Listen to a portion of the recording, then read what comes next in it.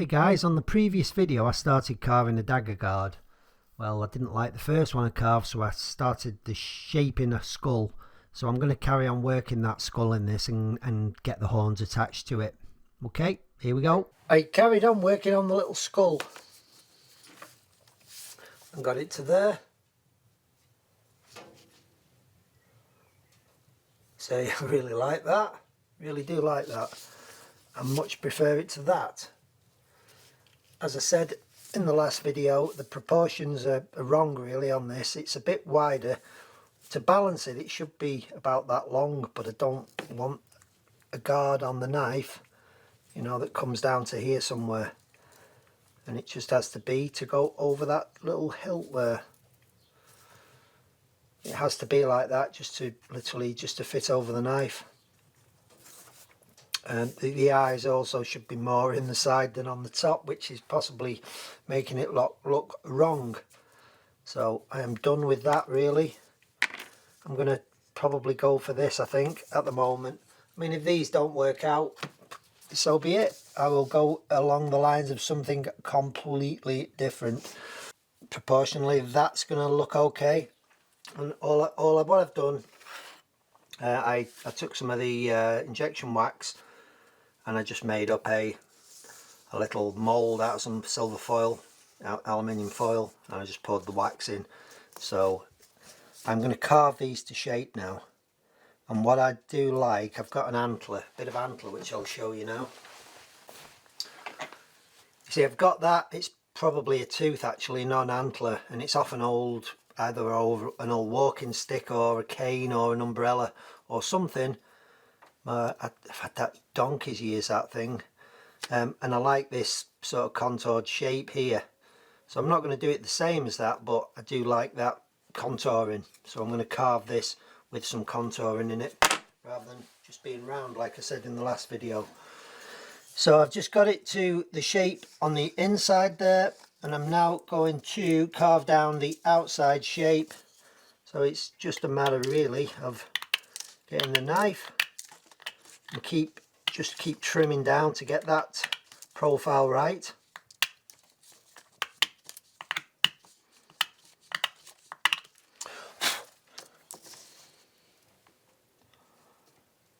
A little bit more. You can see where I'm going here, can't you? I'll do that, I'll come back and I'll show you the next step. You can't see from this angle, but I've got that profile exactly the same as the drawing.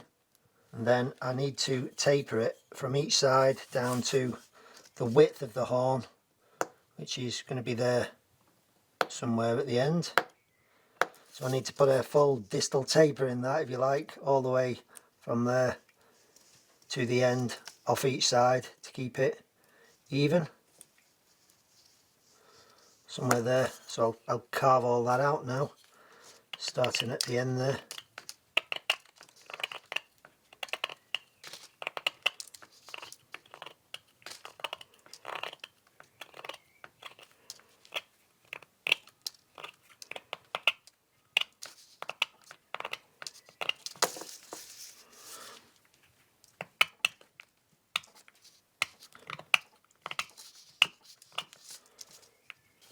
I'll just refine that shape now, just get each side running true. I'll come back when that's done and we'll get the corners knocked off it, and then I will kind of start contouring it then. That's that to size now, size I want it with the taper in it. I've scribed a line down there and I am going to cut some relief in that there.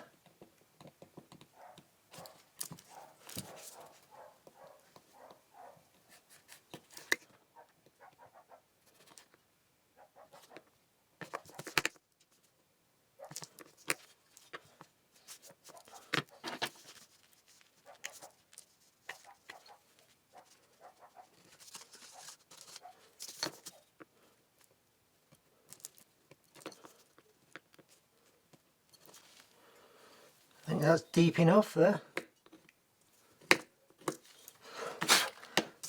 It's the trouble with this particular injection wax, you get all these little white fluffy bits on it which are a swine to get off, and they kind of re-stick to it, so you're always constantly wiping them off.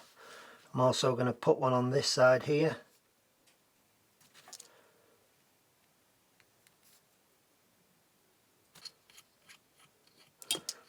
Scraping works really well with this stuff, not just cutting, a lot of different techniques. There's so much different to carving wood, obviously, because it's wax.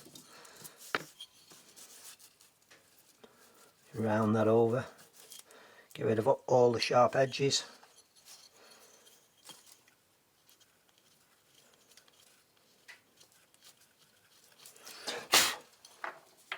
And it will start to put some sort of shaping into the horn.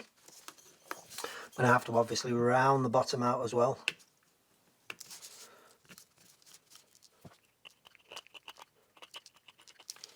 You can see what I meant by that kind of bit of texturing now.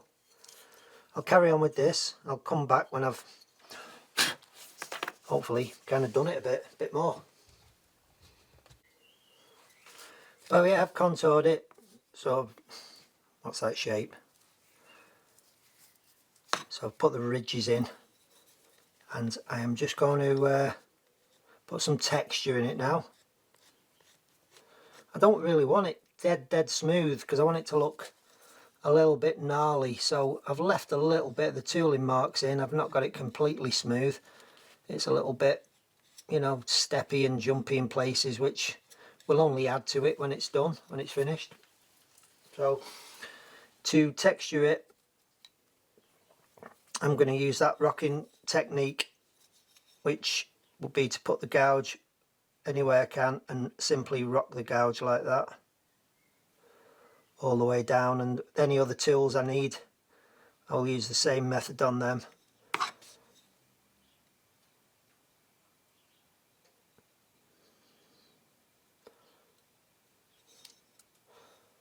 don't know if you're going to be able to see this. I'll bring you in on the camera a bit better in a second.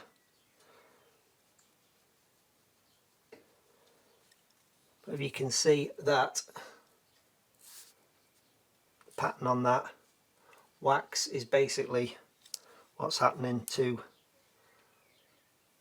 the wax, and I've just done that a bit bigger. That's more of a zigzag there, so you can go over it again and just refine it a little bit. So like that. Let's put in a nice texture in the horn rather than those horrible symmetrical lines I did in the other one. Just look dreadful then. So there's the horn textured. The knife's just sitting up approximately where it will sit when the skull is on the other side as well. So that's where the horn will attach, probably a little bit higher there somewhere. Yeah, so that's what the texturing looks like, which it kind of shows the profile off better when you put some texturing on something than if it's smooth. So I've also, right, if I carved this as a round horn, which I originally intended to do, I could have took a silicone mould of this, released that from the silicone mould, poured wax in and made a copy, but I can't do that now because as I come to that side the horn will be different. So what I've got to do is make another one of them now for this side. I'm going to have to take a moulding off the skull in silicone so that I can reproduce another one in wax, and then I can bond the two together back to back to form that part of the guard. Once I've done that, I will be able to kind of fit the horns onto the skull, just blend them in really nice, add little bits of wax and just carve them into the skull. Well, I've made a box up to put the silicone in. I've got some wires there just holding it in place. What I'm going to do is pour in the silicone. I'm going to drop the skull into the silicone and I'm going to cast it about halfway along the skull, so that when that is set, when that's cured up, what I am then going to do is pour the second half of the silicone mould in and just top it up, not to the top, just probably about 10mm above the skull. Hopefully, I don't think this silicone will stick to itself, so in effect I'll have a two-piece mould then. When I take it out, I'll just be able to take it apart and take the skull out, and I'll already have the mould then. So that's what I am going to do now. So this stuff is 100 parts silicone, 3 parts catalyst. It's got a set, I just read it, it's got a setup time, I think 3 or 4 hours or something like that. It remains workable in the pot for a good while, so shouldn't be any problem there. It's a bit gloopy. I think I need, that pot is roughly the same size as my little mould cavity, and I think I am going to need about that much. Put 15 in, more 16 now. My calculations are right, it's about, oh my god, I'll tear it off.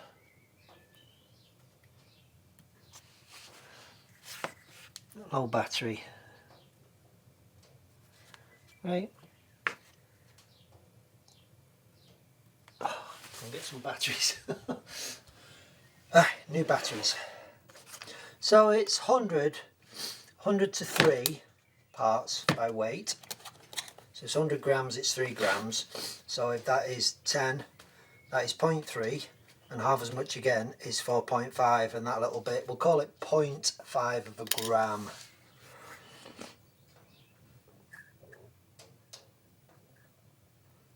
.9. God, that wasn't much, was it? I'll do then. I'll try that. If it doesn't work, I've just got a sticky mess to clean up. Just make sure I get into those corners there. There's no air pockets.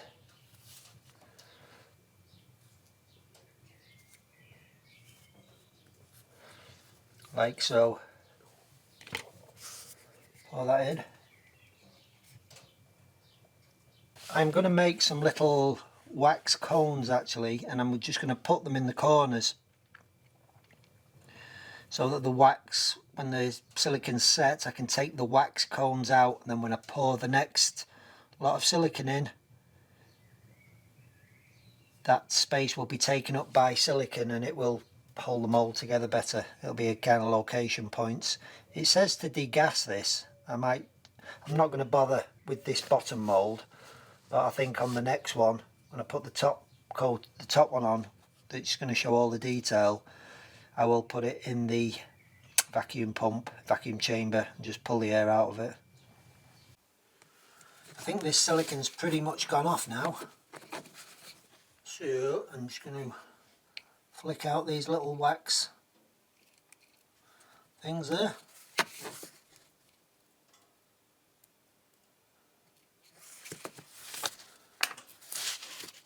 I'm going to pour the rest of the silicone in now. Well, I poured the second half of the mould on top. I put that in the vacuum chamber. You can see the bubbles in the surface, and it was very late last night. It was about midnight, and I came back just to see if the silicone had set. It had, so I just demoulded it. Now when I've used these silicone moulds in the past, I don't know what kind of silicone it was, but it wouldn't actually stick to itself. I've made 2 parts moulds before, but anyway, this silicone did stick to itself. So what I had to do was cut it down with the knife to reveal the mould in the centre. So I did that. I cut it down, and the impression looks good in there. So what I'm going to do now is pour some wax into it. I must clean up my tools. Everything's got grime on it, the knife, everything. That's soot from the candle I've been melting the wax with. But I'm going to pour the wax into this now and just see what sort of mould we are going to get. I'm going to put some elastic bands around this. I've just got a couple here, little lackeys, just to kind of hold it together a bit, and then we'll see what sort of impression we get. I should probably start off with a clean wax melt, but I'm just going to try it. Yeah, so I was doing some due diligence and research last night. That's not going to work, is it? I was doing some research last night into wax casting.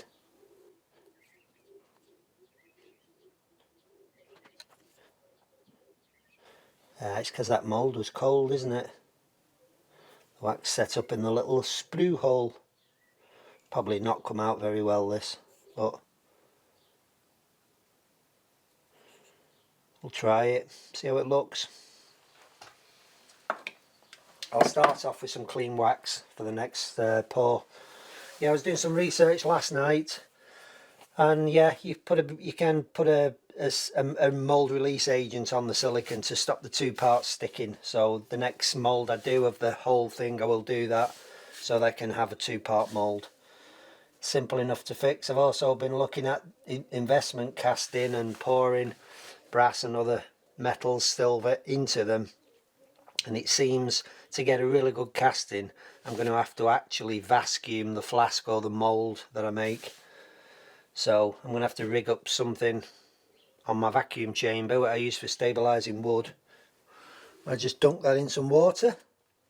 I don't know if it's long enough for the wax to set, so let's have a look. Let's have a look.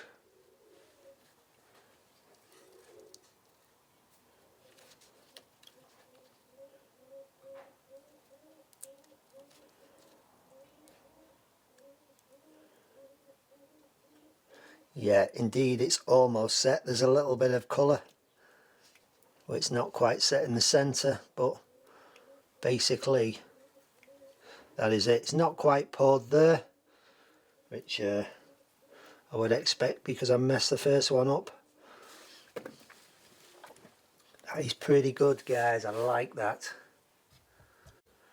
It's certainly got all the detail there.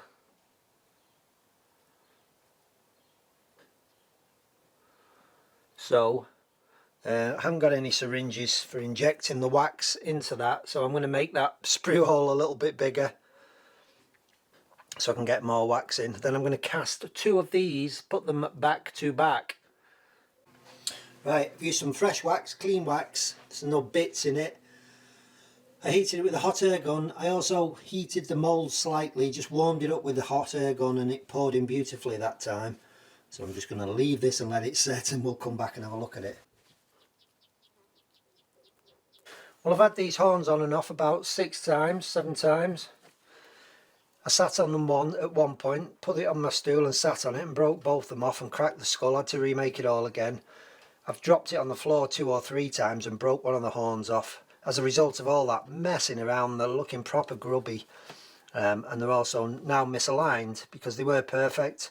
So now one is, if I set that one so it's pointing down the centre of the blade, that one is off in alignment, so they need twisting. So I'm going to scrap all this.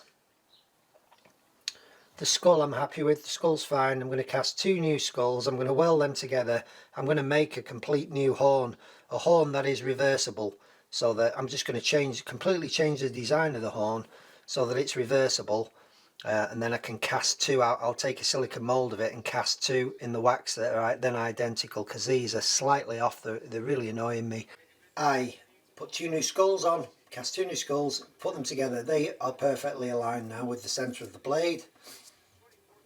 I then carved a new horn so that the horn can be reversed. I then cast 2 of them. So they might look different, but I can assure you they are identical horns. So I cast 2 of them, then I mounted them to the skull, and that's where I am now, guys. So it's pretty much identical on each side. I'm not sure if I like it or not. I just cannot. It's trouble with working on something. You get this vision in your head. You think that'll look cool.